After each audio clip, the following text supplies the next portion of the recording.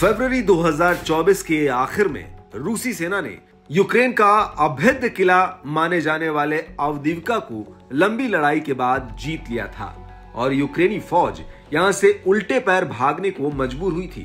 Avdiivka 2024 से ही यूक्रेनी सेना का गढ़ बन गया था, जिस पर रूस फतह हासिल नहीं कर पाया था। लेकिन अब अवदीवका पर पूरी तरह से रूस का कब्जा है। लेकिन अब ऐसा लग रहा है कि यूक्रेन अपना एक और अहम शहर रूस के हाथों में गंवा सकता है।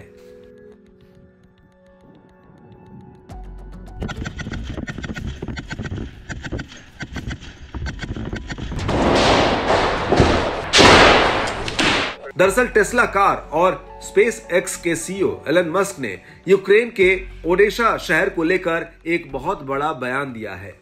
मस्क ने अपने बयान में कहा कि यूक्रेन जल्द ही ओडेशा शहर को भी गंवा देगा। मस्क का कहना है कि यूक्रेन के लिए गुजरता हर एक दिन उसकी स्थिति को कमजोर कर रहा है। असल सवाल यह है कि यूक्रेन अपनी और कितनी जमीन खोएगा और बातचीत की मेज पर बैठने से पहले और कितनी जिंदगियां बर्बाद होंगी।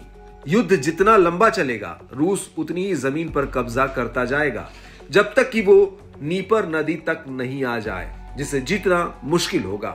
हालांकि युद्ध लंबा चलता है तो ओडेशा भी रूस के कब्जे में जाएगा, चाहे यूक्रेन की पहुंच काला सागर तक खत्म हो जाए या नहीं। मेरी नजर में असली सवाल बना हुआ है। मैं ये होने से पहले समझौते का सुझाव देता हूं।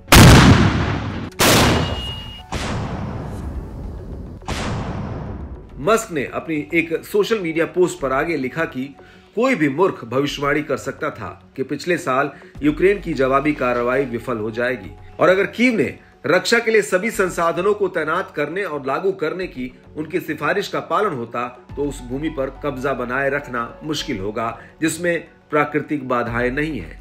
यूक्रेन के लिए एक बड़ी सेना पर हमला करना जीवन की दुखद बर्बादी थी, जिसके पास गहराई, बारूदी सुरंगों और मजबूत तोपखाने की रक्षा थी, जब यूक्रेन के पास कवच या हवाई श्रेष्ठता की कमी थी।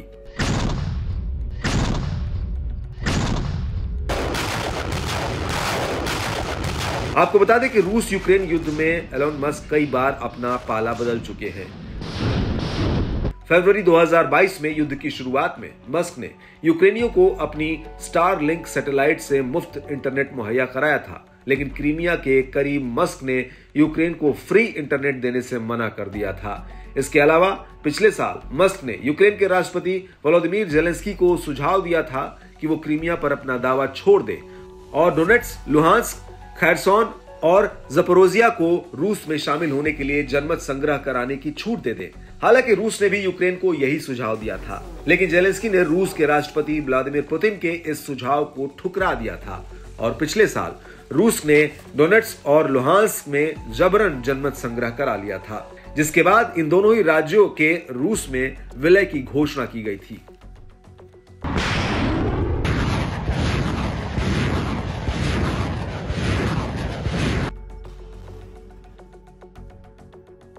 हालांकि रूस का कहना है कि यूक्रेन के साथ तर्कसंगत बातचीत के दरवाजे अभी भी खुले हैं। रूस का आरोप है कि यूक्रेनी सरकार की तरफ से कूटनीतिक स्तर पर संघर्ष का हल नहीं निकाला जा रहा है और यूक्रेनी सरकार फ्रंट लाइन की जमीनी हकीकत को भी स्वीकार करने से इनकार कर रही है। इस सब के बीच बड़ी बात यह है कि यूक्रेन के राष्ट्रपति वोलोदिमीर जेलेंस्की ये ऐलान कर चुके हैं कि वो यूक्रेन को 1991 के बॉर्डर वाली स्थिति में लाकर ही मानेंगे, लेकिन हकीकत में ऐसा होता हुआ दिख नहीं रहा है, क्योंकि यूक्रेन का 1991 के नक्शे में क्रीमिया भी यूक्रेन का हिस्सा था, जो साल 2014 से रूस के कब्जे में है और यूक्रेन के खिलाफ क्रीमिया एक लॉन्चिंग पैड की भूमिका निभा रहा है, जहां से रूसी सेना को सैन्य सप्लाई हो रही है।